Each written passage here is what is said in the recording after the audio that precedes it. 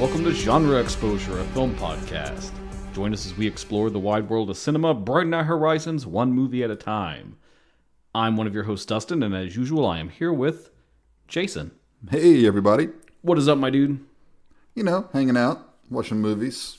Living the dream. That's right. How about yourself? About the same. Yeah, I wish I had something cool to say, but I don't. I've watched some movies, and I still am not watching enough movies. I have really got to up my game. It's I feel bad about it. Yeah, I feel bad because all this stuff is like, I'm going to see it in theaters this year. And I'm like, no, I'm just going to wait. Yeah, I never got to go see The Monkey, which I was really excited about. Yeah. So now I'll have to catch it on streaming. It's just, I don't know, man. It's the current state of theaters, too. And maybe we're spoiled because it's like we're so used to just being able to watch so much here at our homes. Mm-hmm. And then the theater experience is so underwhelming anymore. I like the theater experience still. When it's good, but that's the problem. Half the time it's not. You know, you got to deal with the people. You got to deal with overpriced food. You got to deal with bad sound. Sometimes the fucking focus isn't right. I don't know. Yeah. Okay, show me on the doll where the theater touched you. Right here. Touched me hard. Today we're talking about the Three Musketeers, D'Artagnan, also known as the Three Musketeers Part 1 D'Artagnan. Mm-hmm. It is one of two parts. One of two parts that adapts the entirety of the original Three Musketeers story. It's pretty cool. We'll talk about all of that and everything else, I'm sure. Maybe some of our favorite adaptations of this storied and historical franchise. Yes. But before all of that, we're going to do all our usual stuff, talk about what we've been watching. And we are part of the Prescribed Films Podcast Network. And we love it, and that's super cool. And there's all these other awesome shows on the network that you could be enjoying. So why don't you? So why don't you? Why don't you check them out, like The Movie Defenders, that I'm quite fond of on our network. I've talked about them before. They always try to get a positive outlook to any film, even if it's one that perhaps they didn't enjoy or didn't think was quite good. So kind of like the antithesis of us. We started off positively, and I've noticed that we've gotten more and more critical as time has gone on. I don't know what it is with that. It varies. I try to be positive. I do. I try to say something nice about every movie. Mm-hmm. I even the shitty ones you pick. Feel pretty good about this one, to be honest. Yeah. I like it. Spoiler. I've got some good stuff to say. But otherwise, what have you been watching in the meantime? Well, let's talk about the TV world for a moment. Okay. Because the two have become so inseparable from the cinematic world in a lot of ways. Sure. Because this whole prestige television golden age we're living in. But I finished up the second season of Severance. And I know you do not watch Severance. Yeah. So I saw Apple TV is doing like $5 billion a year on streaming shows, and they're losing about $1 billion a year in the exchange. So I don't know. I'm not going to subscribe to them because it's one too many. But are you a sophisticated businessman? Do you know how much money you have to lose before you start making money? I don't think you do.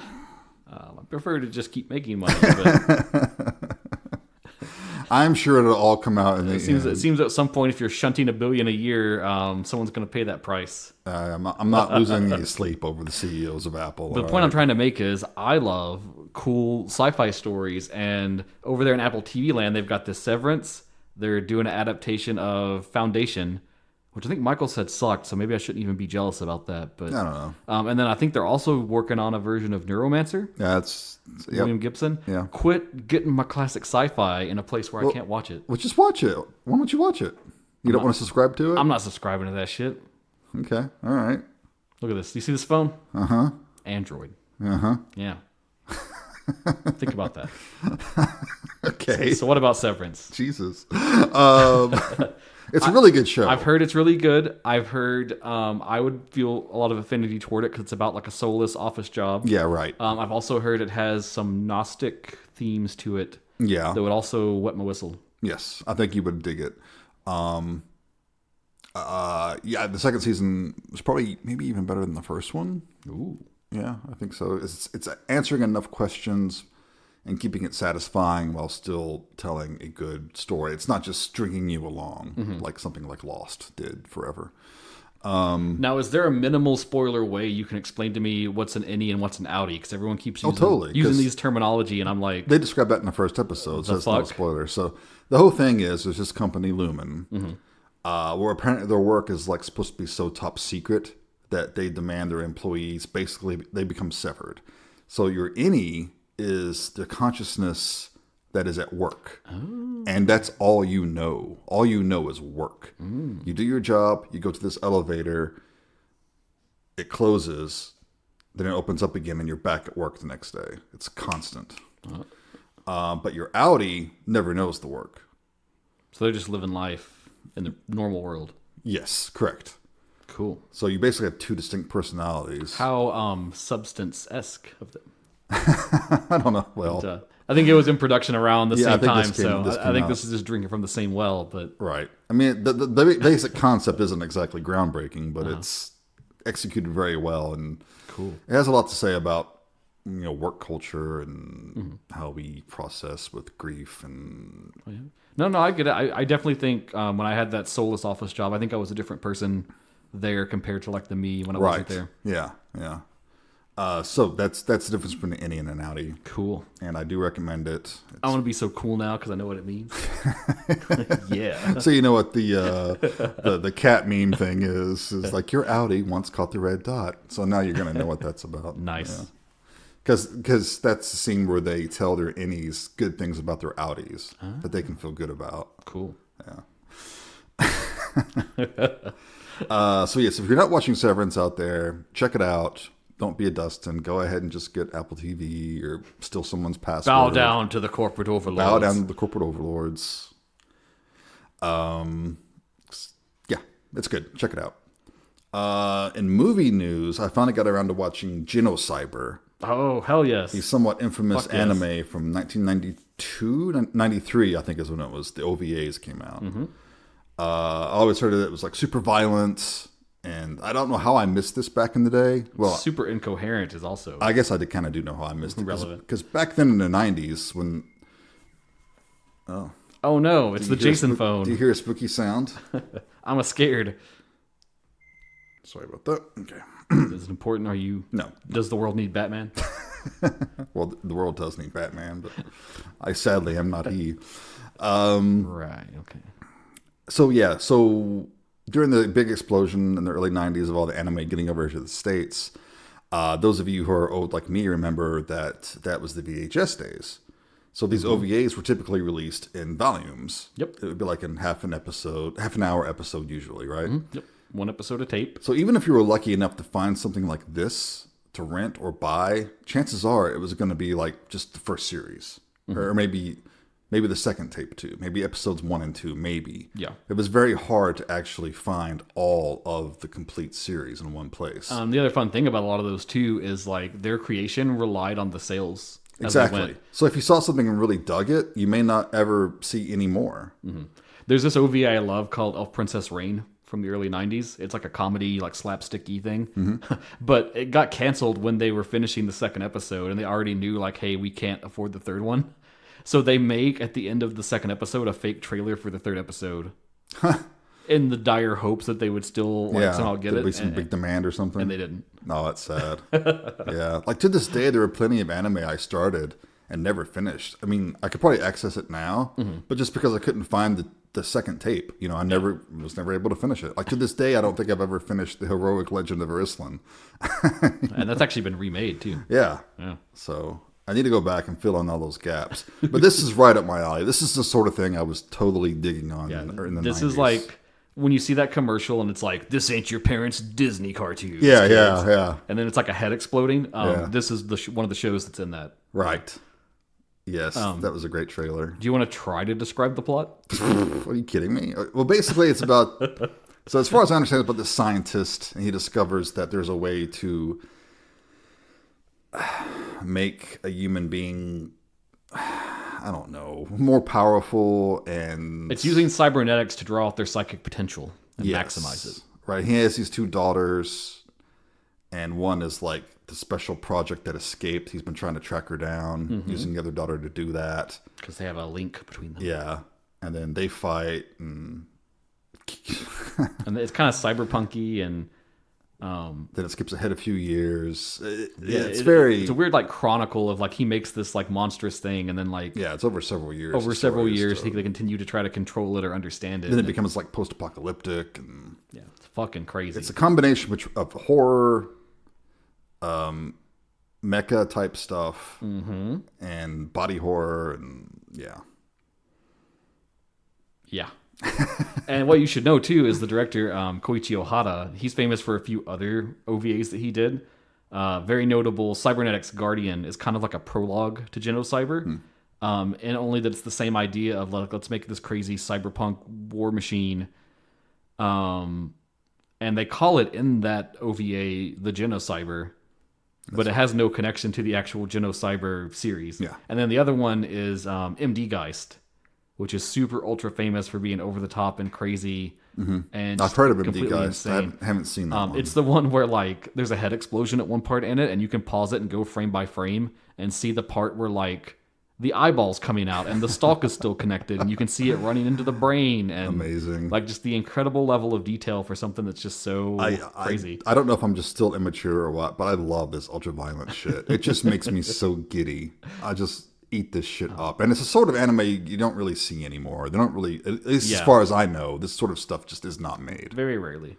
And it's my favorite kind of shit. You know, I don't get to watch it anymore, so it's good to go back and find the stuff I missed back in the day. Which the company I love, Discotech, they license a lot of older animes. They have reissued this on what they call an SD Blu-ray.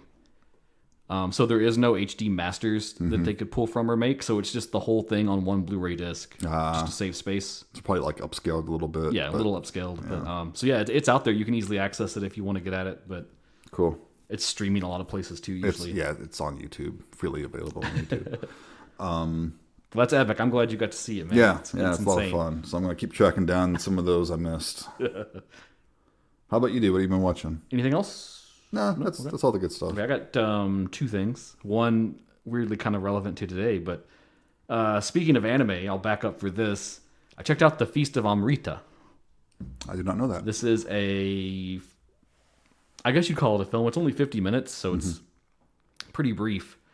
But it's made by Saku Sakamoto, who I talked about, I want to say last year, for Arane Sign of Vermilion. It was a standalone anime horror film that he made all by himself about a young woman moving into an apartment complex that was weird and creepy, and she keeps having visions of like giant bug monsters, and then there's like serial killings happen in the area. Sounds cool. It was a cool little like mind-bendy horror thing. So The Feast of Amrita is his next feature, and it's same thing, him mostly by himself with a small budget. Doing all the animation. His talent has definitely improved in that regard. Like it's a lot more fluid. Like the first one I gave a pass on some things just because it was like a one-man solo project. But like here you can see the growth in his style. But this is actually kind of a prologue to Arane. Or that's how it's billed. It's focused on that same apartment complex where all the weird creepy shit happens. But it's just about 3 high school girls on their way home. And when they pass by the apartment complex, they think they see someone drop and like jump off the rooftop and kill themselves. And so they go running inside to try to find them, to help them. And then they get kind of lost in the labyrinth that is this apartment complex. And interesting. Mysterious creatures begin to stalk them. It was cool. It was fun. It had a lot of like nice little horror elements and good jump scares going on. It's super short is the one thing. And then like, I don't think story-wise, it really built on anything from the other film. Like, you could watch this one first and it wouldn't really throw anything off. But I also don't think it adds anything. It doesn't expand the mystery any further. It doesn't, like, tell you anything more that you didn't know by the time you finished the first film. So in that way, it's kind of a little unnecessary, but it was fun. Okay. So I quite liked it. I think he's making a third film that's kind of wrap up the series. So we will see how that goes. Interesting. All right. But I'm looking forward to that. Other thing I watched, ironically also animation, and this was accidental, but related to our stuff today. Since we have Disney Plus now, Tiffany randomly wanted to revisit an old Disney film. And she selected, because she had not seen it in forever, The Hunchback of Notre Dame from 1996. Okay. I think it's good. I don't know. Do you have feelings about that one, or I never saw that one. never saw it? Huh? Yeah. I was never a big Disney fan. Okay. There were quite a few I missed. Some I saw, like I saw The Little Mermaid. I mean, I grew up through their like heyday. Yeah, so. you were right at that target age, and of course I saw a lot of the earlier stuff when I was a kid because they were still playing that shit in theaters a lot of times. But the Hunchback's like weird because like it's so dark and so mature in like the premise and the plot. Yeah, right. I mean, there's literally like one of the greatest musical numbers in it is a grown ass man singing about how hellfire is going to consume him because he's so like lusting after Esmeralda. Yeah. It's like with a bishop or something. Yeah, right? yeah, and it's like either she has to get with him or he has to kill her because he doesn't know how to like reconcile anything else, which is just fucking insane. That is kind of crazy. And you're like, wow, kids are watching this, and like it was probably going over. I know it went over my head the first time. Well, yeah, that was back when they didn't like, they didn't talk down to the children, and there was also a little something for the adults, Yeah, and it's cool because I think like Esmeralda gets overlooked as like a Disney princess, which I guess maybe you could argue she's not really a princess, but she's the main heroine of a Disney film, so absolutely she's a Disney princess, and she's fucking badass because she's one up on all the guards all the time, right? Very strong, like she has more agency than most of them. A lot of agency. Yeah. Cool that kind of tackles like the racism issue with like how Romani people have been persecuted over the old generations, as you know. And then of course like how Quasimodo feels being kind of this outcast. Frollo teaches him that he should be seen as like a monster. That's how everyone would treat him. So he has to hide away from people in the tower. Right. It's one of those ones I've also always seen people criticize for the ending where it's like Esmeralda gets with the attractive knight dude and not with Quasimodo, but right. I don't know. I feel like that's more earned in this story, at least. Like there's a thing between the two of them before that point. It's not like it just suddenly comes out of nowhere that she's like, "Oh, I don't like you. I'm gonna go with the hot dude." Right. Yeah. But no, it's fun. It's cool. It's got good songs, good performances. Esmeralda is played by Demi Moore, which just brought me back to the disappointment of her not winning that Oscar. Yeah. That she absolutely deserved, if not for the substance itself, for the length of her career. But, Yeah, well, we know that Academy at least she was nominated, because how many times has the Academy just snubbed great performances in horror, especially from actresses? Academy gonna do whatever Academy wants to do. Yeah. Hey, she won the Golden Globe, though, so that's something. True. But yeah, just a fun, and it takes place in France, and has a lot to do with religion, which is also true of our movie today. Ooh, nice segue. Woo! Just call me the king of transitions, baby. Yeah.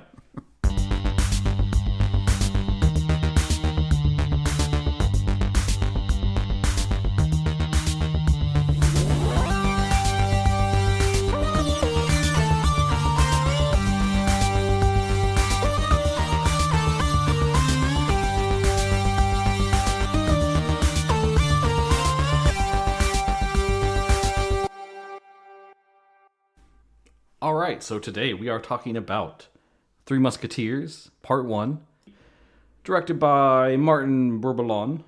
Bourboulon. And notably, we should say, produced by Dimitri Rassam. Because Rassam kind of has like a heavy hand in this whole... Very instrumental in getting it made. Getting it made, and the sequel, and some other features that are related, so... I also feel like we need to talk about the fact that just today, I think the news was released that Richard Chamberlain passed away. Oh, yeah. Who is, of course, fairly well known for playing Aramis in The Three Musketeers, The Four Musketeers, and I think it was called The Return of the Musketeers. Mm-hmm. And that was my first exposure to The Three Musketeers, watching the Richard Lester movie with Chamberlain. And also, Richard Chamberlain was also in an adaptation of The Count of Monte Cristo and The Man in the Iron Mask. Yep. So he is pretty familiar with his Alexandre Dumas. But all in all, I mean, also Richard Chamberlain was just a cool actor. I always really liked him. Yeah. He was also in Shogun. Tons of movies. Which, if you liked the current Shogun, the original's as good, but in like a different way. So. Yeah, I mean, it's very TV movie, but it's really well done, and it's more faithful to the book. Probably. But I like that like the way they made the new one, like you can enjoy it and like still appreciate the other one, and it doesn't invalidate the prior one at all. Not at all. Yeah, and Chamberlain's great in it. He's really good. I mean, the guy did a lot of great stuff. He was also just an interesting actor. I always loved his voice. So he was 90 years old. So he lived a good, long, Hell yeah. varied life. So And she'll exist forever in the legacy of the Three Musketeers. That's right. In the Dumas verse. That's right. And maybe we'll discuss how his Aramis matches up with the Aramis of this movie. Perhaps, yes. Shall I hit you with a synopsis? Do it. D'Artagnan, a spirited young Gascon, is left for dead after trying to save a noblewoman from being kidnapped. Once he arrives in Paris, he tries by all means to find his attackers, unaware that his quest will lead him to the very heart of a war where the future of France is at stake. Aided by the king's musketeers, Athos, Porthos, and Aramis, he faces the machinations of the villainous Cardinal Richelieu and Milady de Winter, while falling in love with Constance, the queen's confidant. A good summary. Just classic Three Musketeers shit, Sure. my dude. For anyone who needs to know what the story of the Three Musketeers is. If you didn't know the story, that is the story. That is the story. As like succinct in a paragraph as you can put it. So like what genre is this? Well, IMDb's done something weird. You know, it's changed in the years that we've done this podcast. I think they use like little tags now, so they kind of just like slap shit everywhere. So IMDb says this is a historical epic, swashbuckler, action, adventure, history.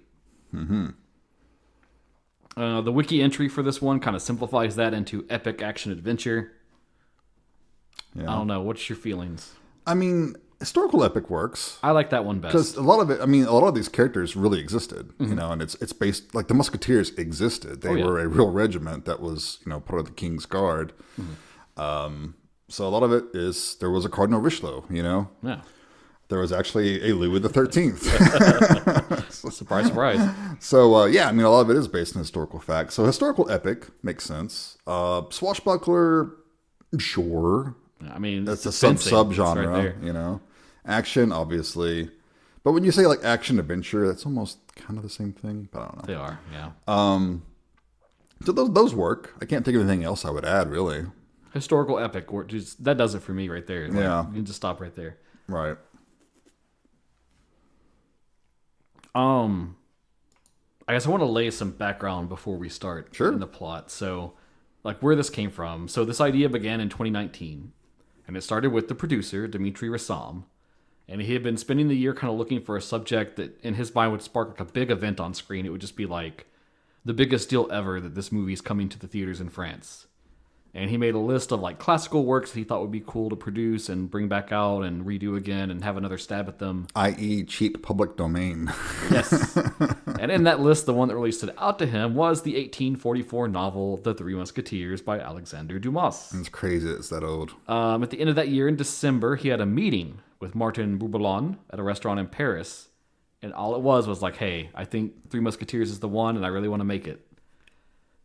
During this meeting, Bourboulon remarked that he remembered the 1994 film Revenge of the Musketeers, directed by Bertrand Tavernier, I'm not familiar with that one. which was produced by his father, Frederic Bourboulon.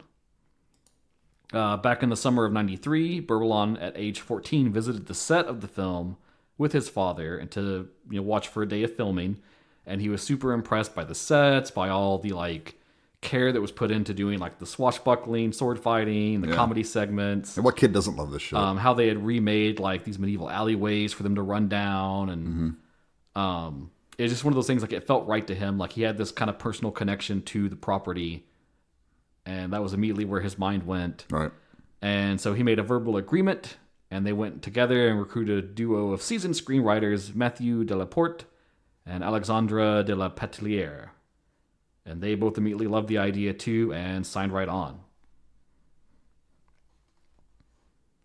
And then the only other thing I want to lay down is that when they approached it, those two writers, they said that we wanted to take Dumas's story, but set that as a thriller in a more violent world.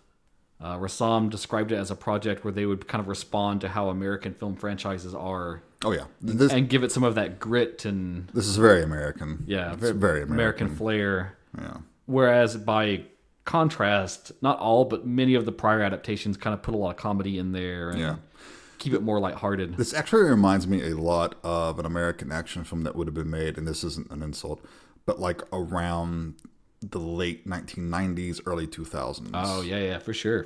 Back before they became really fucking stupid. Yeah. And because if this, because you could see this easily going. Well, we'll talk more about the movie as we get into it, but it doesn't have a lot of those modern action issues that I have with a lot of movies these days. Interesting. I'm curious to dig into that. Although it does have a couple.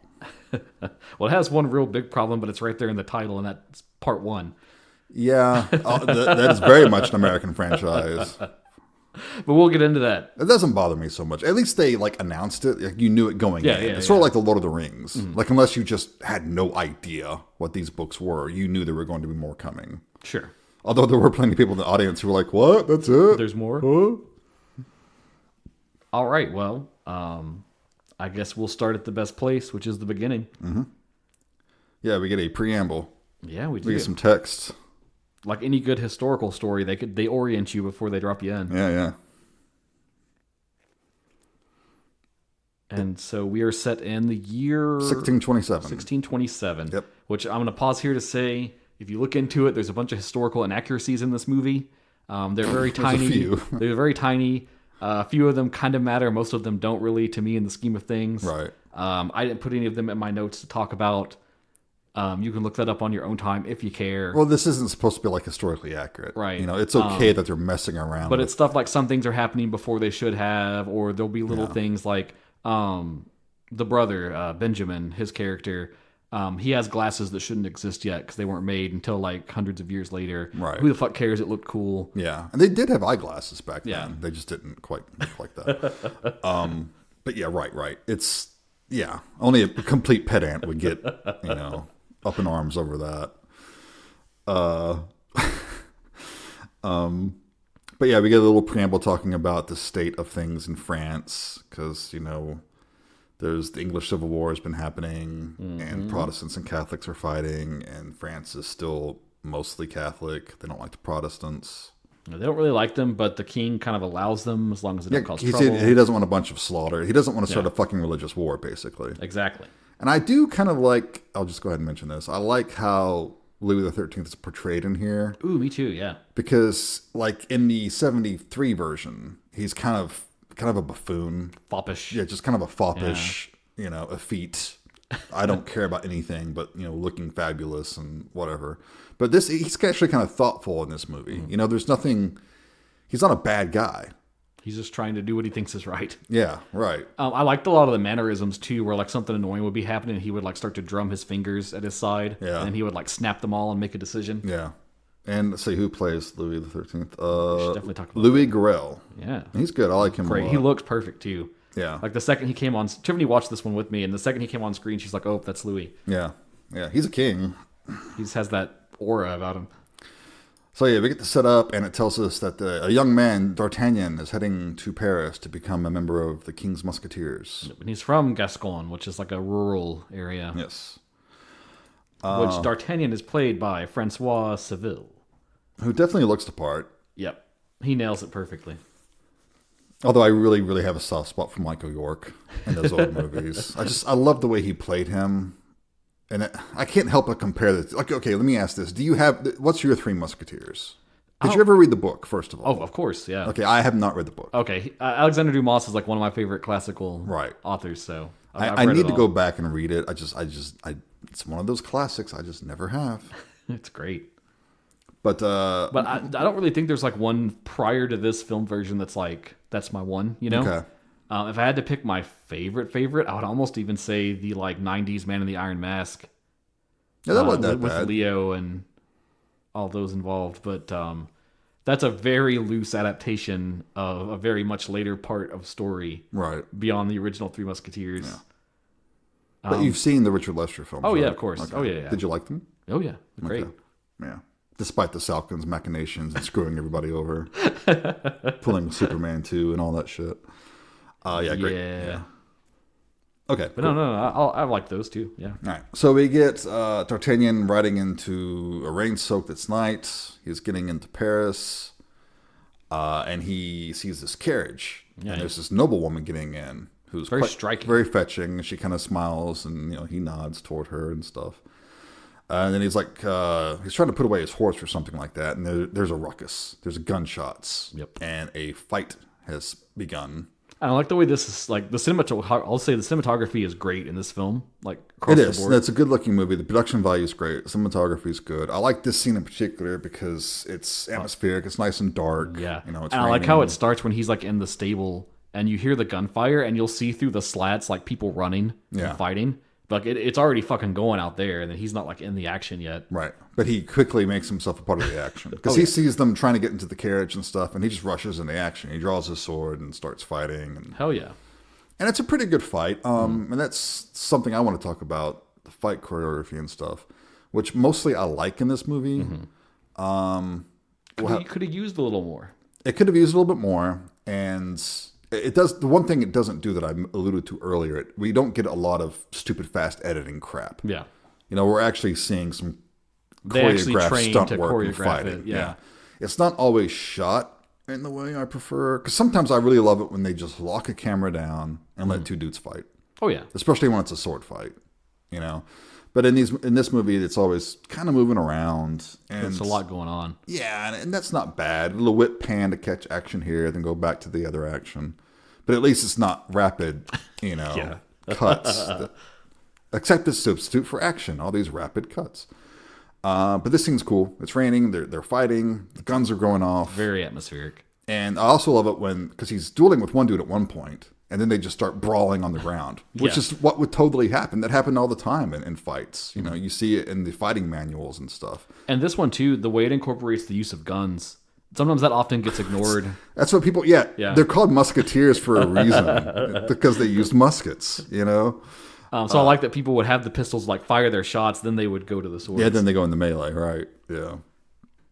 So anyway, he's fighting them off. Manages to do so. He goes into the carriage, check on the lady within, and she blasts him. She has a pistol, shoots him. He goes down, and they show her pistol very quickly, but it's a cool design. It's like a dragon's head. Yeah, it's really fancy. Yeah, such that a noble might have. Yes. So you're like, oh shit, D'Artagnan's dead. What a way to start the film. But then a figure comes out of the shadows.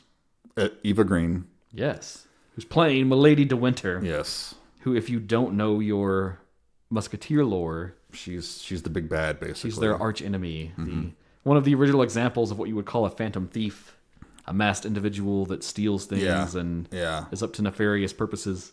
Right. Also, probably one of the inspirations for even the idea of like a femme fatale in literature. One of the archetypal femme fatale, definitely. But she like tells her men to go into the carriage, get the lady.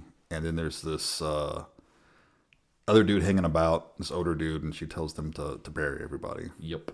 Gives them some money. So then we see him burying all the corpses, but one of the freshly laid mounds begins to move, and up pops D'Artagnan. Yep. And you're like, oh, fuck, he's a zombie. This is an interesting take. And then I think we cut to a scene in court, right? We do, yeah. We immediately abandon that to get into some other stuff. Yeah, it's laying low in the background. The king is planning the wedding of his brother. Yes. And his brother does not seem too concerned about all of this. It's Gaston? Gaston. Yeah. Played by Julien Frizon. Yep. And he starts a good dichotomy here because he's got a very different vibe to him compared to Louis. Yeah, he's not concerned about his wedding. He wants to fight Protestants. Yeah, he said, we need to go to war. Now. Yeah, so he's pretty much aligned with Cardinal Richelieu and some of the other king's advisors. But Louis XIII puts his foot down. He says, no, I'm not going to start a religious war. The other important person in this meeting is Captain Trevelyan. Yes, who's the captain of the Musketeers. Yep. Yeah. So this scene sets up the basic, background conflict. Richelieu wants Protestants persecuted and fought. Well, also, he kind of wants to control Paris. He wants to be, he really wants to be the power behind the throne, obviously.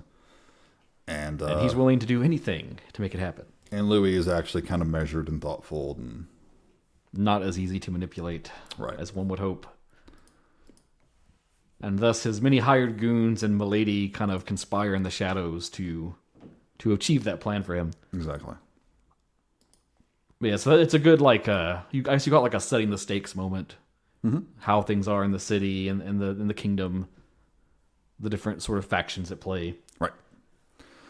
So then we get D'Artagnan again, traveling back into Paris. We see him. He seems perfectly fine. He doesn't seem to be injured in any way. You're like, oh, Doesn't look zombie-esque.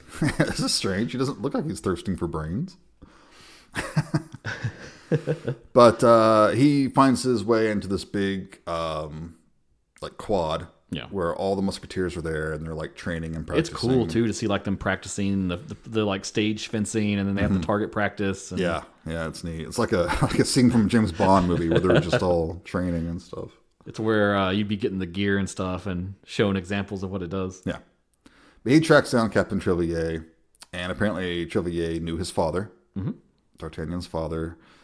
So he kind of has like a letter of introduction from his father and stuff like that. He says his dream is nothing else than to become a musketeer. And Trévelier notes about a hole in the document, and D'Artagnan explains that the bullet he was shot with hit his Bible and went through the message that he's bringing, his note. But saved his life. And I'm not sure why he was unconscious for so long from that. I mean, I know that would knock you on your ass and break some ribs and shit like that, but... I mean, dude was buried. Oh, he's not buried for long though. Before he, yeah, I won't nitpick on that too much. D'Artagnan is pretty smart, so maybe he was waiting until he could safely escape. Yeah, because I'm sure he was stunned and fucked up a little bit. But the captain is like, I can't just make you a musketeer, but you can start as a cadet. Yep, start as a cadet. Work your way up. I'm sure if you're resourceful enough, you'll make it. Mm-hmm. But then, through a window, D'Artagnan sees a man that he fought. Yes, one of the men from the attack the other night. So he gives chase. Like you would do. Mm-hmm. But in so doing, he runs into, who is it first? Athos? Athos is first, yeah. And Athos is the older of the Musketeers. Mm-hmm. When he meets him on the stairs, Athos has one of his hands in a little sling. Yeah. Because he kind of makes a remark about being one-armed. And Athos is portrayed by Vincent Cassel. And this is now my favorite Athos. I think he just fucking crushed it. Yes. He's good. He's really good. Probably better. I think in the 73 version, the Leicester version, they kind of combined Athos and Porthos. A little bit, yeah. So I think it was Porthos that had Athos's backstory. But yeah, he's really good here. And I didn't recognize Vincent Cassel either. I didn't at first either. And I was like, oh shit, I actually know who this is. Yeah. But Athos takes offense. He does. To this young man running into him. And demands an apology. And, D'Artagnan said he was sorry. And he was like, hey, how many times do I have to say I'm sorry? He brings up a thing about his how things are in Gascon that are different from in Paris. And he's like, well, in my country, when the man apologizes, you've said everything you need to say and you're done. Right. But no, Athos demands some satisfaction. Yep. So D'Artagnan says, when and where. Yep. Name the place, the time, I'll meet you. Yep. So they have to fight at noon, I believe it is the next day. 11 o'clock. That's right. Sets it for 11. Gives them a location that's like a little wooded area outside of town. He's like, I'll be there. It's like, fine. He's like, fine, whatever, let's do it. He says, I'm in a hurry, I gotta go. So he keeps running, and along his way, he's kind of in the middle of this crowd in the street. He has to slow down a little, but he sees someone has dropped a handkerchief. He goes to retrieve it because he's a gentleman. Gives it to the man, who says that this isn't mine. And the other guy is like, that's not mine either. And then they realize that it's the man's wife, one of the man's wife. So the other man with him, the older man, is another musketeer. He's Aramis, played by Romain Dury. And basically, D'Artagnan's like, oh, well, if this is your wife's handkerchief, then it must belong to you, sir. Here you are. But he seemed, the husband's a little confused by this and kind of walks off in a huff. And Aramis is like, hey, you have endangered this woman's honor. I'm offended. I demand satisfaction. I was trying to protect her honor, and you've now messed that up. So obviously Aramis has been screwing her because he is the one who dropped the handkerchief. So they schedule a duel. At noon. For the same location. Yep. And D'Artagnan is great. I'm in a hurry. I'm chasing a dude. He runs off. But then he runs into Porthos. Played by Pio Marmaille. Yes. who kind of laughs it off at first. And he really takes a fall, too. He gets his ass knocked down. But he's sort of dismissive. He's like, yeah, whatever. But then he says something sort of cutting to D'Artagnan as he leaves, and he takes offense. And they bicker, and it's funny because Porthos picks noon, and he's like, well, can you do 1? Wait a minute, what about 1 o'clock? I've got something. And he's like, anytime, any place, I don't care. It's like, I'll give you an hour longer to live, no problem. So he runs off, but he has lost the trail of the man he was chasing. And then this is where we meet Constance, right? Yes, Constance is working. Basically, she's like helping to manage this. I mean, these apartments that are being rented. Mm-hmm. She's played by Lina Kodry. Mm-hmm. She has a very like girl next door vibe, very like natural, and loving. She was an earlier scene that we missed that we didn't talk about, she receives a letter to give to the queen. Mm-hmm. She is one of the queen's. She works as one of her aides. Handmaidens, yeah. And this was a letter that we see is actually forged by Eva Green's character, by Milady, about a meeting with the Duke of Hampton. It's the Duke of Buckingham. Buckingham, thank you. An Englishman that's secretly in love with the Queen. Yes. So anyway, yes, Constance says, oh, you must be here about the room to rent or whatever. And D'Artagnan is immediately smitten with her and is like, yeah, how much? I don't care. Which he gets a nice stipend as a cadet, so... He's got a little bit of money. He's got money. Yeah. So he's all flirty with her, and she's kind of brushing him off like, brash young man, whatever. But unfortunately, he lost track of the guy. Yes. So the next day, he goes to meet his first duel. Yep, he goes to meet Athos, and when Athos arrives, he says, I brought my seconds, just in case. Mm-hmm. And lo and behold, it's the other 2 Musketeers he already has duels with. And I love how D'Artagnan treats this too, and he's like, well, fine, then I'll just fight you all one after another, and I'm sorry if you don't all get to be satisfied. Right. And they're kind of impressed by him, He's kind of a braggart and full of himself, but... Diamond in the rough, one might say. Yeah.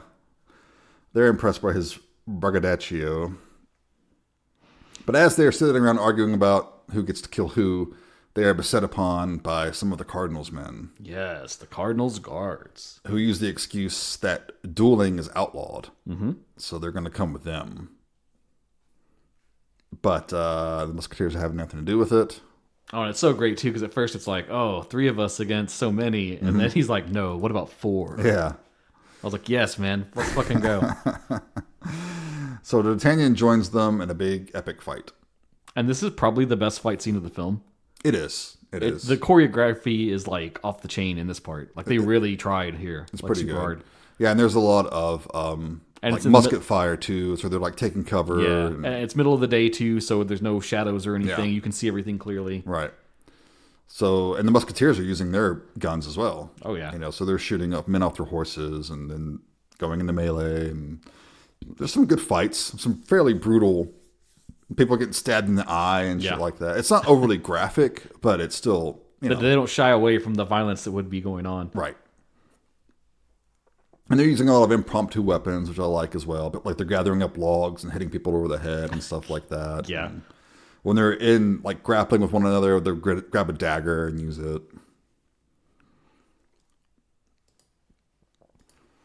So they actually defeat his guards. Yep. They kill who they have to, and D'Artagnan tries to let one of them live. Yeah, like he bests him, and he says, okay, go on now. Well, he even says like, whatever, I'm going to leave you with a scratch. I won't kill until I'm a musketeer. Right. But then the guy charges him from behind, and he's forced to kill him. And you get the feeling it might be the first man he's killed from the way he reacts to it. But he also kind of likes it, I think. Did you get that? Like, first he's a little bit shocked, but then he's sort of, like, grinning. I think it's because he wanted to show him mercy, and then the fact that the dude was still like, I'm going to run you down. Could be. But he is now in good graces with the other Musketeers. Unfortunately, they're now not in the good graces of the king. Yeah, now we see them lined up in the palace, getting chewed out by the king. Who wants to know who this raggedy dressed dude is? And that's when he gives him a big old lump of coin and says, "Don't dress like that anymore. If you're going to be working for me, you gotta look good."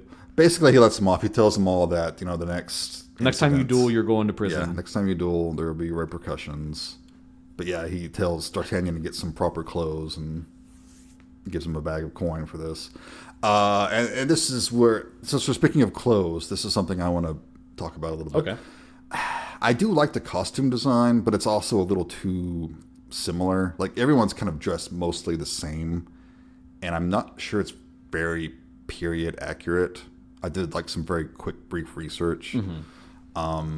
And it looks a little bit too modern, which is one of my complaints about modern action films that take place in old times. They always seem to have to put that little modern twist on it to make it more, I don't know, I get what you're saying. palatable to modern audiences. I like their look. I thought they all looked really cool. To me, it was a little bit too much of that dungeon punk aesthetic, like from D&D 3.5 and stuff like that.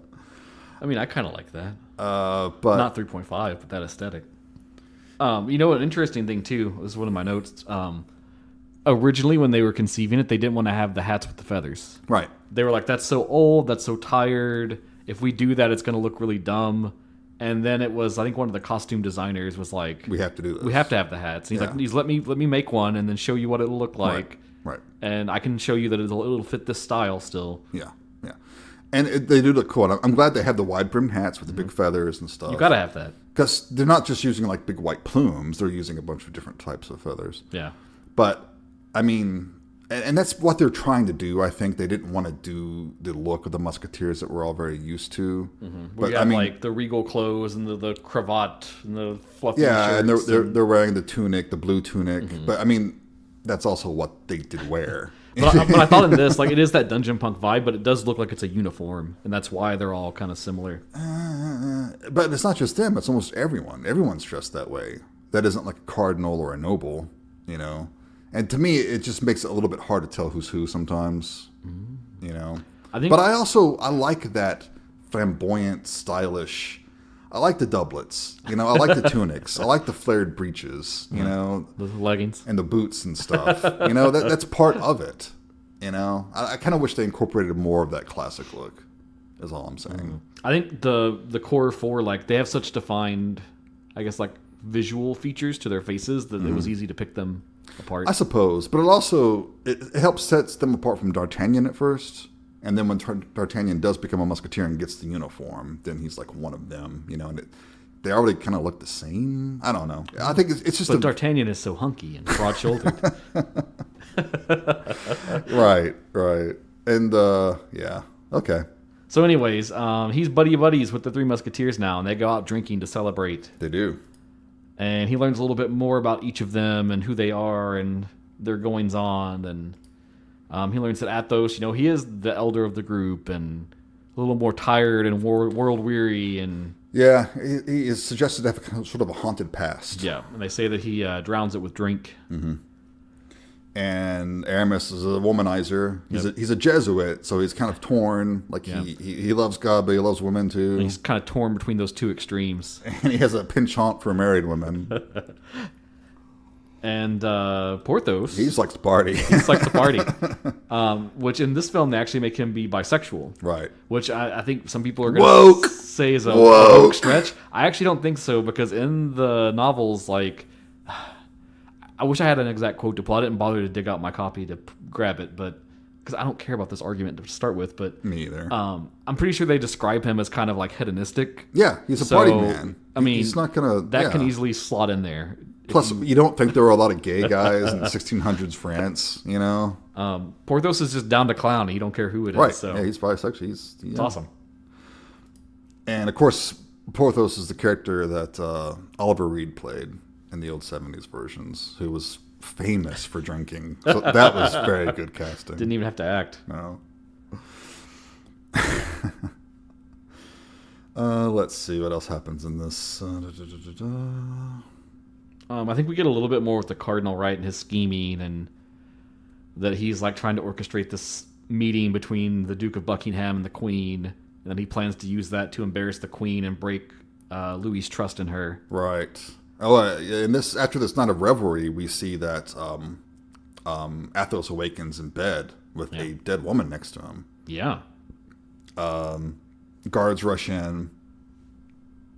There was a dagger in the bed, and he's kind of holding it like puzzled. He obviously doesn't know what the hell's going on, and they arrest him. Yeah, we get a little trial scene, which I liked. Athos is put on trial, and they're basically asking him point blank, did you do this? And he says, he doesn't lie. He says, I don't know, because he was drunk. I was really drunk. I don't remember going to bed with her, but I woke up there. That's all I know. Mm-hmm. But no one knows who the woman is, and the Musketeers do a little bit of investigation. The captain's like, you three, you're on the case. Yeah, we gotta go find out who this is. We gotta get Athos out of this. Oh. And they're like, well, let's start with the corpse of the woman. Mm-hmm. We get a cool scene where they're brought into like this morgue, this medieval morgue. Yeah. And D'Artagnan's getting sick to his stomach. Yeah, he had his hand to his mouth and stuff. But the others just stroll right in. But they look at the woman. No one really knows who she is. But D'Artagnan does recognize her because she is the woman from the coach at the beginning. After a little bit, they want to look at her face. And when her face is revealed, he's like, oh, that's the woman from the coach. Mm-hmm. Which means that she has already been killed before the time that Athos would have been with her. But they have to prove that. And then this is where they go to... it's back to where that first attack happens in the intro. Because they're trying to then run down, like, is her body buried out there or not? Because... Right. They go digging up all the bodies that were there. They actually find the... I guess he's a gravedigger. Yeah.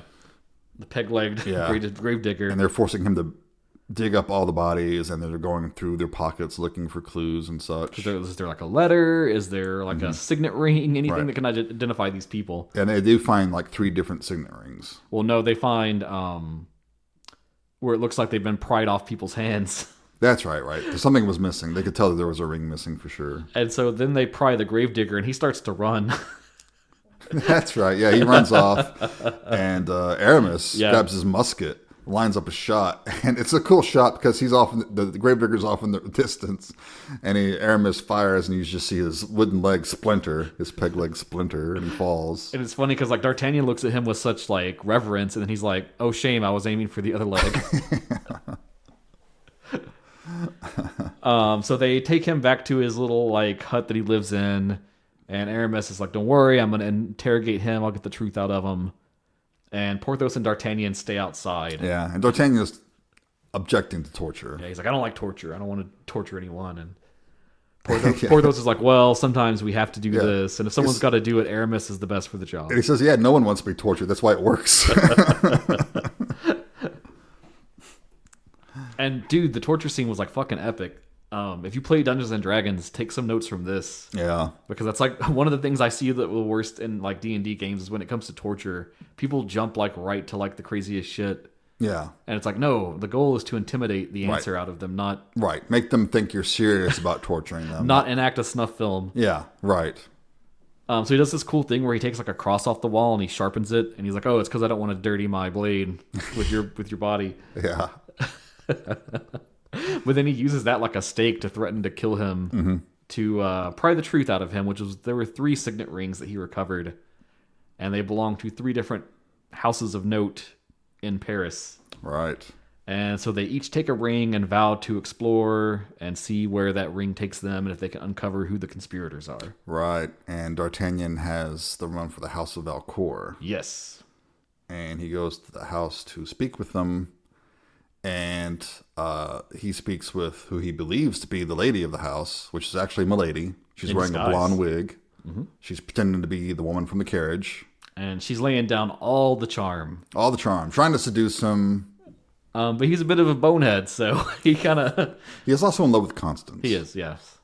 So he's not really considering his options. Though I will say that Eva Green trying to seduce me would work. You know, that would, yeah. I would totally fall into her evil clutches.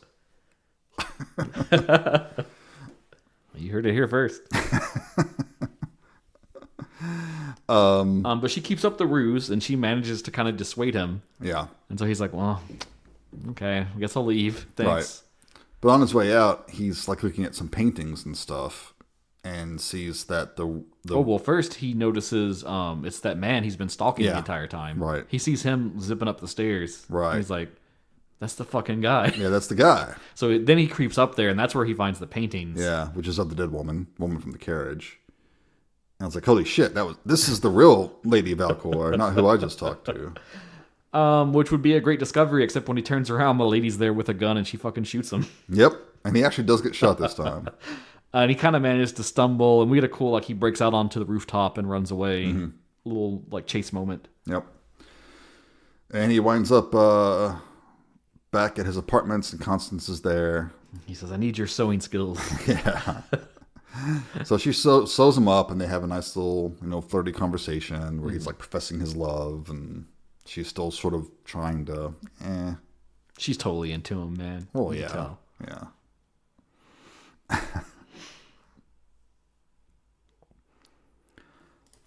I guess then the next big scene is the Queen meeting with the Duke. Yes. That's the next big thing that happens.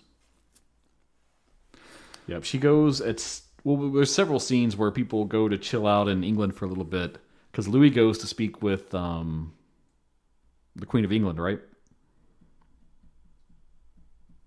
I thought he visits her and they have a chat. She's like shooting birds. Oh. Right. No?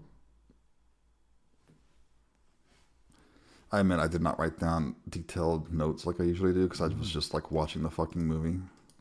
You're locked in, huh? Mm-hmm.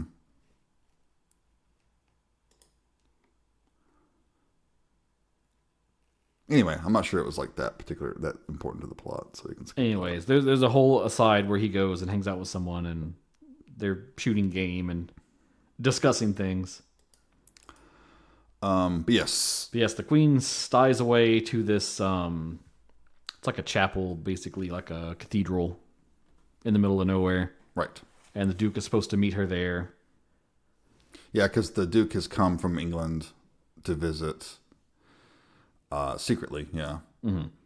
And Louis's woman. They piece this all together because as D'Artagnan's talking to Constance about what he's dealing with, she's like, well, I delivered a letter from the Duke to the Queen. She's supposed to meet him. And then he kind of realizes it's a setup to go and rally the other two Musketeers to try to intercept everything. Right.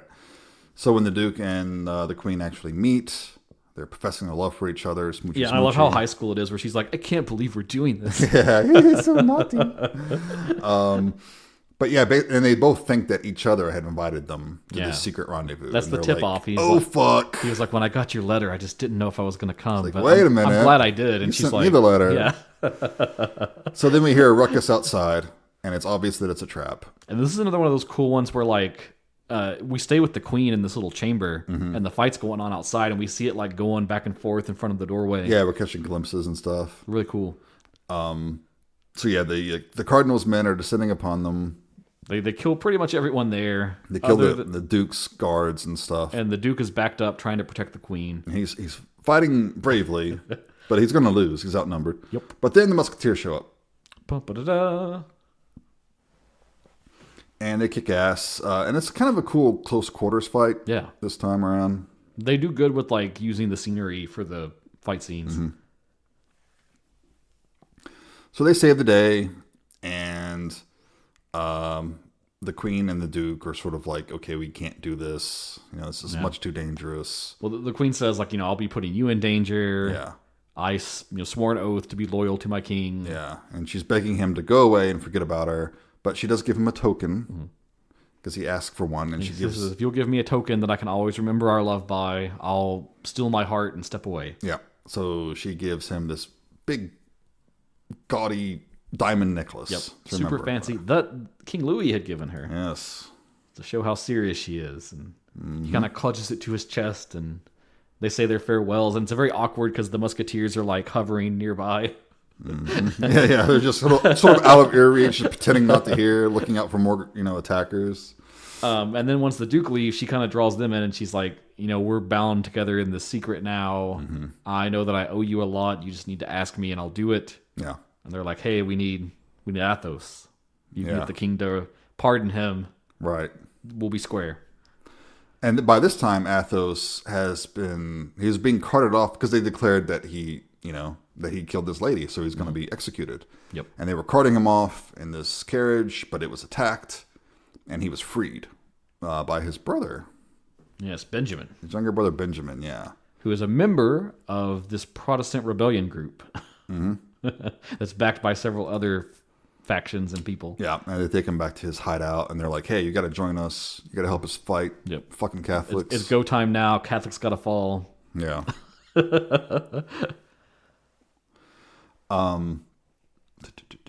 And so this is at the same time that's going on. Everything seems okay with the Queen. And then it's actually D'Artagnan's telling Constance everything that happened and flirting with her. And creepy shadow man who's always lurking about overhears it. Oh, yeah, I actually hear about the whole necklace So exchange. then he tells Milady, who tells the Cardinal, and then they start rumors in the city that this is going on. And it gets printed in the news, and it's a big uproar, and it's embarrassed the king. Yeah. So the first thing that happens is the king decides, no, I'm not going to pardon Athos because you want me to. Because fuck you. And then number two, what the hell? Why are you cheating on me? I don't trust you anymore. And she kind of tries to call his bluff, and he's like, okay, cool. I'll forgive you. You just need to wear the diamonds to the wedding of my brother. Yeah. So that everyone sees that it's a lie, and we can put the rumors to rest. She's like, okay. And, sure. it's really sad because she tries to like counter bluff him, where she's like, they're in my jewelry chest. Yeah. If you don't trust me so much, go ahead and open it. Yeah.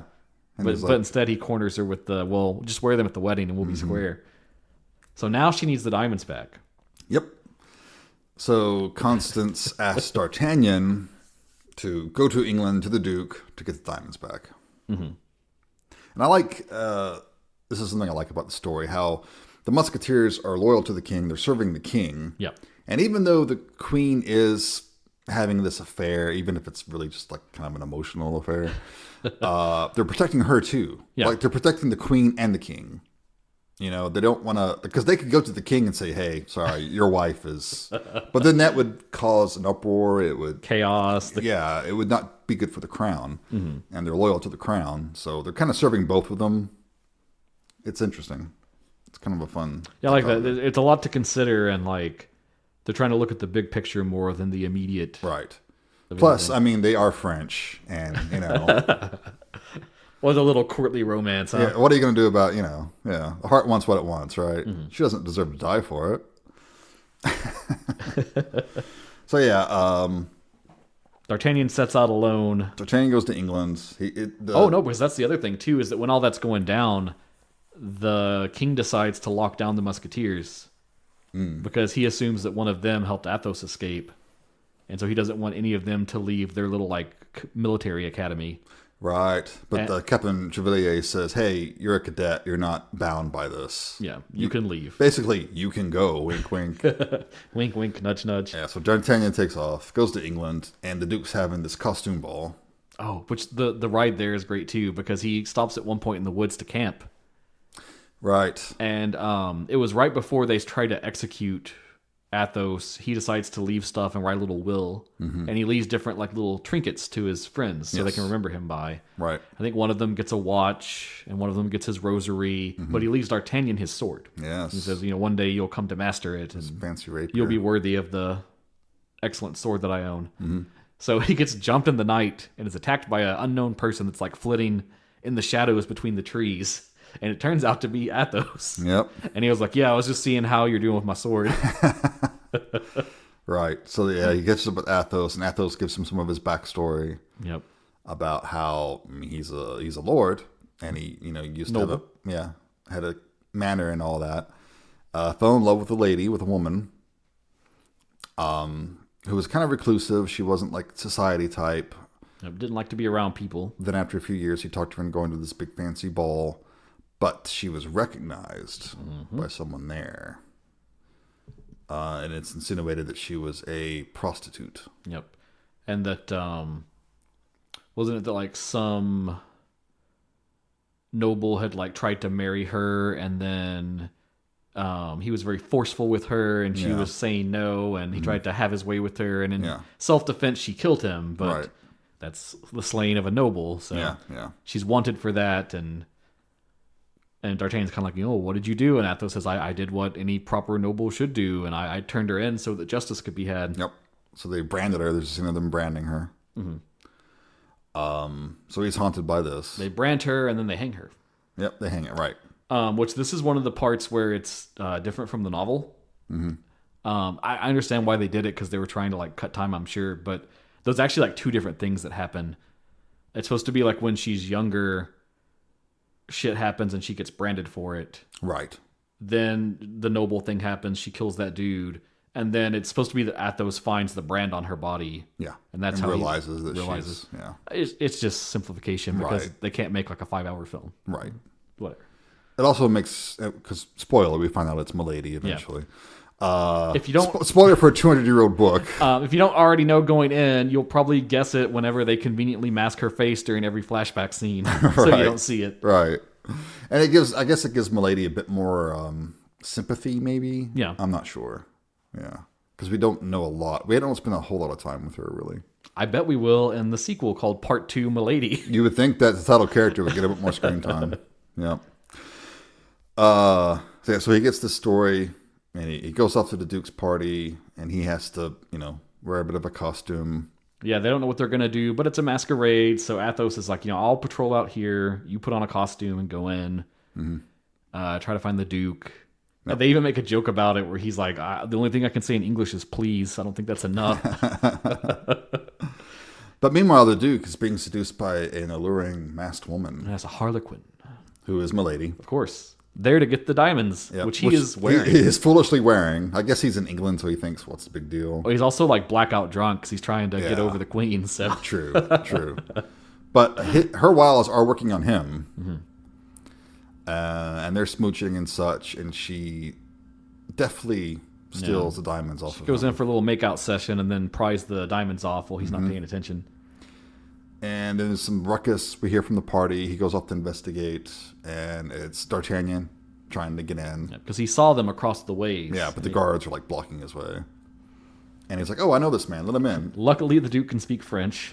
Yeah. A lot of languages, apparently. And so can Milady, because she was switching through all different sorts of languages. Yeah, which shows you how like resourceful and skilled she is. And D'Artagnan's like, hey, bro, Queen's in danger. We need those diamonds back. She's gonna die if we don't have the diamonds. And it's like, yeah, okay. And he reaches for them and is like, oh, fuck. He's like, that woman, she just stole my diamonds. Yeah. So D'Artagnan gives chase. We had a cool scene with Athos where he like trips her. Yeah, because Athos is just like hanging out outside. he doesn't try to get into the party. He's just hanging out. But yeah, she's running by. He trips her, tries to grab her. And then second breadcrumb to know that she's the woman from the story. When their eyes meet, they kind of pause for a moment. Yeah, and also her dress rips, right? Yep. And reveals the branding, or at least it should. I don't know if we actually see it, but I think it's implied that he sees it. Anyway. She escapes from him. There's a chase. D'Artagnan goes after her. They get on horses. This chase scene is pretty fucking epic. Yeah. They're going along the edge of a cliff by the ocean. I'm pretty sure it's the Cliffs of Dover, isn't it? Yeah, it should be. And they're freaking like trying to pull each other off their horses and all kinds of crazy shit. Yeah. Eventually, he does like the big gamble and leaps onto her horse and brings her down. Right. And he gets her backed up to the cliff's edge. And she very reluctantly hands over the jewels. And then fucking dives off the edge of the cliff. Yeah, just backwards. And when he peers over, and of course she's not there. I don't see anything. Oh, she's dead. What can you do? That's too bad. So back in England, it's time for the wedding. France. England. We were in England. Now we're going back to France. Yes. It's time for the wedding. And again, Gaston doesn't really care about his bride. He's like shit on her a lot in passing, and he's just wanted to go to war, but got to do the wedding. Let's kill a bunch of Protestants. D'Artagnan is racing back, trying to get the jewels there in time. The queen keeps trying to delay the start. Yeah, like she's wearing something different, and the king is like, "Hey, those aren't the diamonds." He's like, "Well, I thought I would wear those like at the after party." Yeah, she's like, "I want to wear these because they match my dress better." Yeah. And then at the after party, I wear the diamonds. And he's like, "No, go put on the diamonds." I think the diamonds look better. But luckily, D'Artagnan makes it just in time, gets him to Constance. And then Constance professes her love because, Well, it's funny because he wants her to, and then she just kisses him. Yeah. And then she's like, I only did that to shut you up, okay? Right. So some nice little will they, won't they between them. Yeah, and there's actually some background on that because who plays D'Artagnan again? Francois Seville. Yeah, Seville wanted to give Constance a bit more agency Yeah. than she has in the original story and make her more of her own character. So she's sort of like pushing off D'Artagnan. She makes him work for it, you know? Yeah, he said he wanted D'Artagnan to still be charming, but more in like a boneheaded kind of way. Yeah, not like in a lecherous, not like a come on, overly like, yeah, you're going to do what I want sort of way. Yeah. And also, the way Constance was portrayed in the 70s version as just a complete imbecile. Do nothing, very clumsy. Mm-hmm. Raquel Welch, right? Played her in that. I believe so, yeah. But I like the Constance here that she is like very resourceful and she does have the best interests out for the queen. And, right.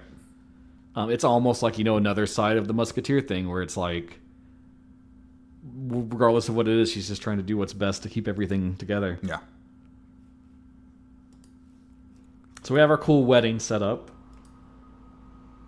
Yep. She's got the queen has the diamonds back. The king is like, okay, I'm satisfied. There they are. She's now a backslide for Richelieu because that was one of his key things.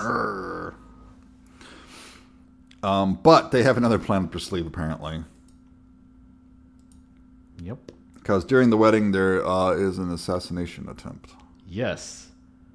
The Protestants are going to launch their attack on the wedding. Try to kill out some of the nobility, the Catholics. Yep.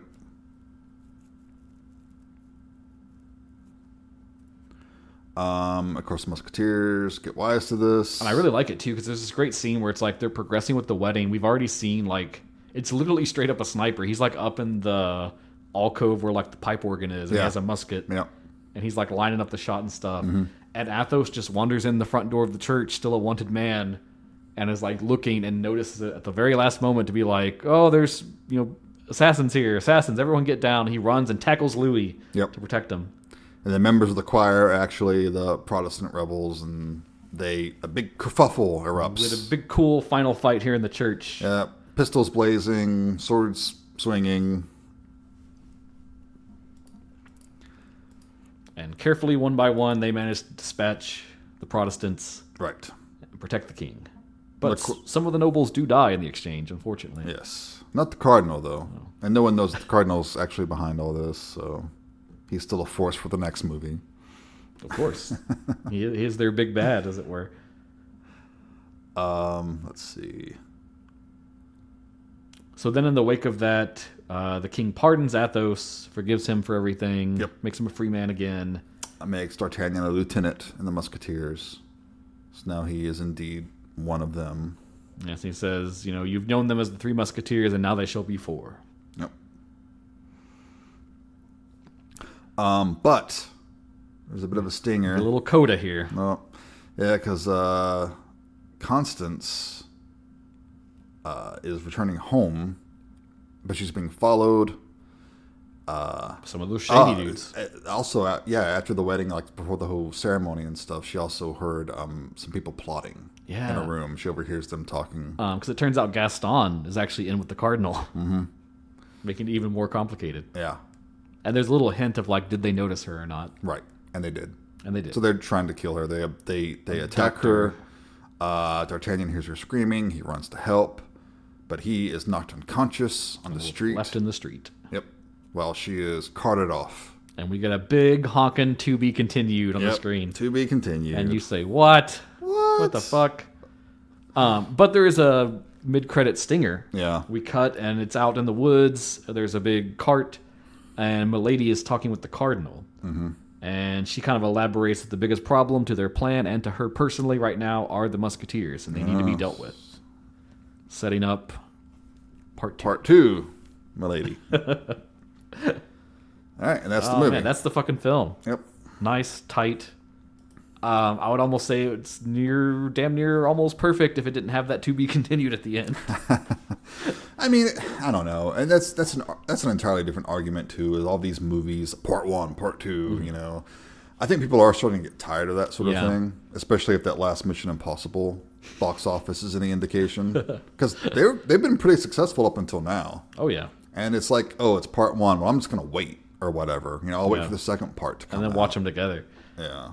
I really felt that with God, I don't remember its name now. The second Spider-Verse film. Across the Spider-Verse. Okay. Yeah. Yeah. Just like they intended that to be like a two-parter from the start, and it's so messy, and it just ends like right in the fucking middle of everything. Like the fucking Matrix. Yeah. Like the second Matrix movie. Oh, fuck, that's so annoying. Can't do that with the middle film. Yeah. Like, I mean, it's an obvious thing, but Empire, like that has a perfect, like that's its own thing, Right. and it goes and it ends, and It you has know an there's actual more, ending. but Yeah. it does, the ABC, boop, there Right. you go. Yeah. Yeah. And this one actually could do that if it stopped like at that scene where Louis is like, Yeah, it doesn't D'Artagnan need the and stuff. cliffhanger. Yeah. You could stop it there, and then like that's good. Even if you just showed like Constance and D'Artagnan back at their apartment or whatever, and like some shadowy figure looking in on them. Yeah. And then you could pick up. like, and then start with that scene in the next film. Right. Anyway. Yeah. It's fine. It's a choice. It's not that big a deal. I got some fun notes. All right. Let's see. Talked about all those. This was a co-production between France, Germany, Spain, and Belgium. A combined budget of 78 million. That would be like what, like 72 million euros? Yeah, something like that. And they spent about 36 million euros per film. It was the second most expensive French production of 2023. They filmed both films back to back and took only about 150 days to do it. Started in August 16th of 2021 and wrapped it up in June 3rd, 2022. It's shot almost entirely on location in France. Out of the 150 days spent shooting the film and the sequel, only 1 day was used to film stuff in studio. Francois Civil was the first choice for the director for D'Artagnan. He was also the first person cast for the project. The director and then the producer Rassam, they made a list of 4 actors that they wanted to be the Musketeers. And that was Civil, Vincent Cassel, Romain Duris, and Pio Marmaille. Yeah, and I read a fun little bit here about it was apparently Seville's childhood dream to play D'Artagnan. Yeah. But he had never read the novel. No, he had just seen like the cartoons and movies and stuff. Yeah, yeah. And he came dressed up like D'Artagnan to the casting call. Right. Told them that he religiously read the book and had loved it since he was a small child, which was a lie. Because he had listened to the audiobook at like double speed. Yeah, the day before. Yeah. And they said like he treated the casting thing like D'Artagnan would if D'Artagnan were trying to get the part. Right. And so they immediately were like, yeah, he's the guy. It's hands down. And literally the 4 people, they were like, we got to get these guys if we could. All of them kind of rallied in on it. Mm-hmm. Some more cool stuff. Our noble D'Artagnan did 90% of his own stunts. Yeah. He went through a 6-month training regime on fencing and sword fighting and horseback riding. They brought in the Olympic EP champion, Yannick Borel, and he was their fencing trainer. I always love it when actors, like Viggo Mortensen in Lord of the Rings, they just go into it. They just want to do as much as they can. And like Viggo, he got hurt too. Yeah. That's when you put in the work. Yeah, because, well, actually, I guess it didn't happen on set, but they say that Seville broke his foot at his own home coming down from a stepladder and then had to shoot the final scenes with a broken foot. Damn. With a big, huge foam shoe, just like Jackie Chan did in Rumble in the Bronx. I love Rumble in the Bronx. But I mean, the point is that, okay, he had a broken foot, but he's still doing it. You know, how many American actors would do that? Yeah. Outside of Viggo Mortensen, not that many. It's bringing a stunt, man. So here's a fun connection. So I feel like one of the things about the Three Musketeers is like when people do these, they always have weird connections to the property somehow, often. So Jean-Pierre Cassel played King Louis in the 73 production, The Three Musketeers, which meant that his son, Vincent Cassel, was 10 years old at the time. So now, 50 years since, Vincent plays Athos in this film. Yeah, it's crazy.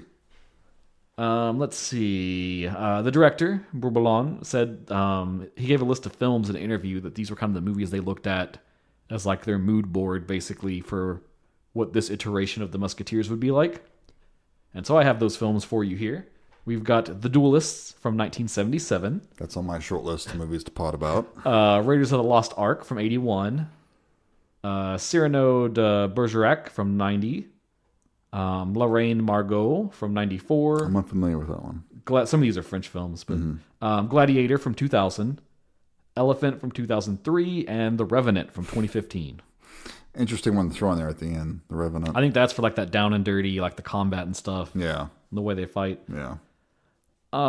This is the first French film adaptation of the novel since 1961, which back then they did it as a two-part saga, The Three Musketeers Part 1, The Queen's Diamonds, which, hey, is a good subtitle for the first half, and then Vengeance of the Musketeers. Those were directed by Bernard Borderie. And then in 94, there was Bertrand Tavernier's film Revenge of the Musketeers. But that was actually kind of an original story made about D'Artagnan's daughter. So you think there'd be more versions made by the French? Since that's the source, yeah. Let's see. We talked about the flirting thing. That's a good thing to talk about. It's been well received by critics and stuff. Rotten Tomatoes, it's got a score of 98%. Has a weighted average of 7.5 out of 10. It played a lot of film festivals to fanfare. Mm-hmm.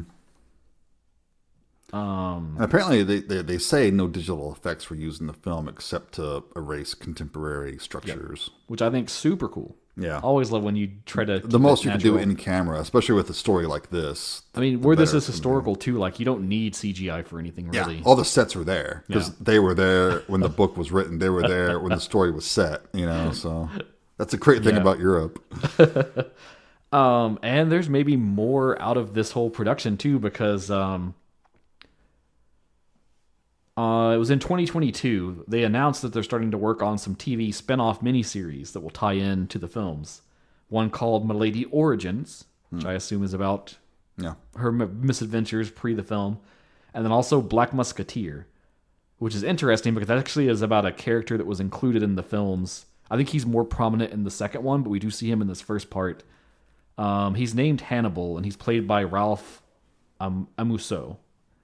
But the character is based on the story of Aniaba, who was the prince of, is it pronounced Assinier? I'm not sure how you pronounce it, but historically he was France's first Black Musketeer. That's cool.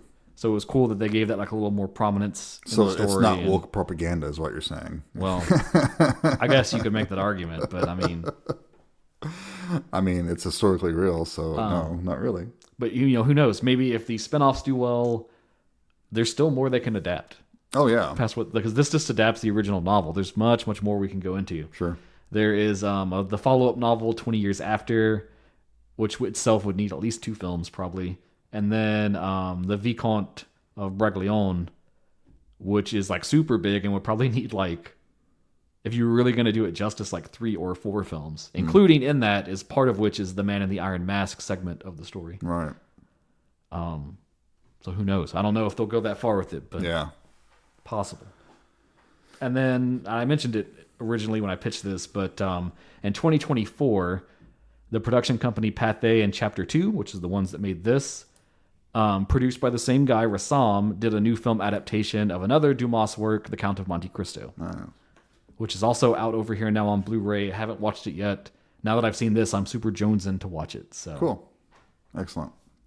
And that's all the notes I have. Nice. All right. Well, since you picked this movie, would you like to talk about your reaction to it? Sure. So first thing to highlight, the score by Guillaume Roussel. Fucking epic, dude. I just love the score. It's like, it matches everything. It's slow and somber when it needs to be slow and somber. It's brooding when it's dark or when people are plotting. Yeah. It's got that like energy and that adventurous power to it when they're fighting. Mm-hmm. I really love the score. Stood out to me. Yeah. Maybe one of those things I pilfer from it for tabletop RPGs in the future even. Cool. But just in general, like I love this film top to bottom. I thought the score was amazing. The cinematography was amazing. I love their focus on practical effects. The acting across the board, I thought everybody was super good. They just really embodied their characters well. You can tell that they are that classic character from the novel while still being like this current portrayal of them. I don't think it invalidates prior films. I think that there's still lots you can pull from some of the earlier versions and enjoy and appreciate and find like appreciable about them. I do think this is probably the most faithful adaptation that I have seen. I've not seen them all, of course. There's a bunch of them. But I think even though they did bring in this fresh air of like modern cinematic style, as far as like the plot points and the beats, probably the closest I've seen any version get to like really like this is exactly pulled from the page, the plot. Which if they keep the pace and the style they're doing, I assume the second part would hold that up. But we've not seen it, so who knows? Right. Again, like I would love to see more. I would love to see those later stories get adapted. I just love this start to finish. My only complaint is that to be continued at the end. Yeah. And again, you can make the argument for having these big multi-part epics, and I get it. But I just feel like if you're making a good movie, you should be able to watch that movie by itself. Right. And walk away and be like, I'm good. Yeah. I appreciate this. There's more I know I can watch, but this film is this film. Mm-hmm. And I don't think you can do that when they have a literal cliffhanger thing that happens and it says to be continued. Right. And that harms the film to me. And any film that does that, and I can point to earlier examples. You gave one like the Fellowship of the Rings. Mm-hmm. There's more. But the spot they stop at, like, it feels satisfying. It's like cliffhanger, really. Yeah. Or another one I think of is like Curse of the Black Pearl. Like, you could stop there and never go forward. Oh, I wish they stopped there and never went forward. I'm sure many people do. In my headcanon, it stops there. But I mean, that's just such a complete film. And you can watch it as the first part of this big epic. Mm-hmm. And that's cool. Or you can just take it by itself. Star Wars, cool. Another prime example. Star Wars does it. The first Matrix, I think, is like very good about like when it stops. Yeah, that's a good stopping point. But that's the problem when you're making multiple movies, yeah. And they think they have to have a cliffhanger. Yeah, I agree with you. It's a modern thing. So in the end, I gave this a 4 out of 5. Okay. I'm very confident with that. Okay, great, awesome. Tell me your feelings, Jason. Okay, I too enjoyed it. I listed some of my complaints already. Sure, they're relatively minor. Listen, I want you to know your complaints are valid, and you've been heard. Thank you, I appreciate that. Thanks for the validation. I do kind of feel like we don't spend enough time with all the Musketeers, particularly Aramis and Porthos. There is a little sadness there where, like, Athos spends so long in jail that, like, you don't get a lot of, like, all of them united. Right. But you get more from Athos than you get from the others, especially with his speech with D'Artagnan and stuff. Yeah. Like, because I feel like we don't get to know Porthos hardly at all. True. He really gets a short shrift here. Although all the actors are very good. They suit the roles. They're well cast. Again, it's really hard for me to not think about the 70s version. I love how Michael York played D'Artagnan as basically a country bumpkin. Like he was pretty ignorant. So is that your one that, like, if you're going to recommend, like, someone watches this and they want to see an earlier one, is that your one to go? Okay. Completely. Yeah. Because it's fun. It's lighthearted. It has really good sword fights. It's actually kind of also sneakily deconstructionist because they'll find their way. Like, sometimes the Musketeers are bested, sometimes through no fault of their own. Sure. Like some outside force will mess them up and the combat is sloppy and things don't go the way you hope they do. Sure. But there's still lots of great swashbuckling action. And also the ending is better because, the Salkins were assholes and they cheated everyone out. They didn't know they were making 2 movies. But the way they end the first one, they kind of end it with the celebration, the promotion and all that. But Milady is still there and still a force. Yeah. And, so there's more. But it ends after the celebration. Satisfying spot. Yeah. Cool. Yeah. I think my rec would be The Man in the Iron Mask, which is, again, different section of the story. But I just like the vibes and the tones of that one. And sure. Fair enough. So that's a few of my complaints. Nothing crazy. What are you logging it on Letterboxd? I too would give it 4 out of 5. Cool. Yeah. We're in sync. Yeah, we're vibing on this one. Vibing. Mm-hmm. Cool. I like it. But it doesn't insult the audience's intelligence. It's just a dumb action movie, It's 2 hours. It's about. I didn't get tired of it. It didn't overwear its welcome. So it's a good length. Yeah, it looks like the other part's about the same 2 hours. Yeah. So, I mean, they could have done one 4-hour film, but That's a lot to ask. It's a big ask for people. That's a big ask. Like, I would almost rather they just separate it instead of doing that. And then later on, you can have like a super edit where it's all just put together. But yeah, it's a fun movie. I recommend it. I think if you like, swashbuckling action, historical, period, drama, adventure films, this is a good one. I think it's a good first run, too, if you've never touched the property at all. Like, this could be your inroad, sure. Yeah, and I'm glad that it's on, like, Disney/Hulu because... Easy to get at. It's so easy for foreign films to get overlooked. American audiences just... They even have a dubbed version on there if you don't like to read your movies, So... Cool. And it was fun to see it and see the story like in French too. Yeah. Because again, there's not been many French versions. They always have British accents for some reason. Yeah.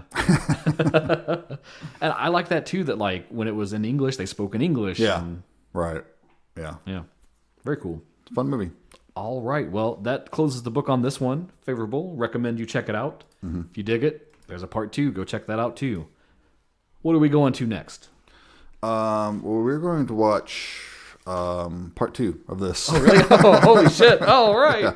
Because I did enjoy it enough that I want to watch the second one. Okay. So why not just go ahead and watch it and then we could talk about it? Fair enough. That's easy. It's an easy pill to swallow. Sweet. Cool. So join us next time then for the Three Musketeers Part 2, Milady. We will continue their adventures and see what other intrigue arises. Yes. I want to know what happens. As war brews between the Protestants and the Catholics. Indeed. But yeah, reach out to us. Let us know if you've watched this. Did you dig it? What's your favorite Musketeer adaptation? There's also cartoon versions as well. There's a very, very famous Disney one and plenty of other stuff you can go. Mm-hmm. There was one more thing I wanted to talk about. I just remembered I had it in my notes. When I watched this movie, there was a part where like when it was done, I got kind of sad. Yeah. And I was thinking about like how long it had been since there was like a Musketeers adaptation on this level. Like, do you think in like 40 years there'll be like another adaptation? Or do you think this is like falling out of like pop culture relevance in some way? Yeah, it's an interesting thing to think about. It made me think about something like Zorro. Like, when's the last Zorro film we've had? Yeah, I guess it was in the 90s, Antonio Banderas. Yeah, Mask of Zorro and stuff, yeah. I think these things are cyclical. I think, they'll fall out of fashion, which is why they didn't have the costumes be the traditional, blue tunics and things like that, because that would not. It's old fashioned. No one wants to see that. Kids aren't going to want to go watch that. They're cyclical. It'll come back. Everything does. I don't know. It just hit me with like this little moment of sadness. I was like, these stories are so classic and so good, and actually are like the foundation for so much other media and stories that we talk about now. But I feel like they'll always be relevant. Right now is a prime time for a new Zorro film. Hell yeah, for sure. I would love it. Yeah. But sometimes I wonder and I worry that like they're just gonna get forgotten at some point, and then like are we gonna be in superhero hell forever or? Right. How like the cowboy cowboy genre dominated for like years back in the 40s, 50s, and now we maybe get like one a year that's like really stand out. Right. Yeah. I don't know. It's a little thing to puzzle on, and write us and let us know what you think about that. Do you think that stuff like this is kind of on its deathbed, or do you think it'll be cyclical and we'll just always get a new one every now and again when we need it, or what? I don't know. Or is it just going to come back in like 5-minute segments on TikTok? Yeah. Dude, I just read the coolest novel by this guy, Alexander Dumas. Check this out. But yeah, write in, let us know what you think of this film, what you think about anything else you've been watching. Give us your movie recommendations. We'll definitely get to some of those once we have more. Feed the beast. Yeah. Send us your recommendations. You can hit us up on Twitter, on Instagram, on Facebook. Email us at genreexposure@gmail.com. But all that being said, you have been listening to Genre Exposure. Bye, everyone. Take care.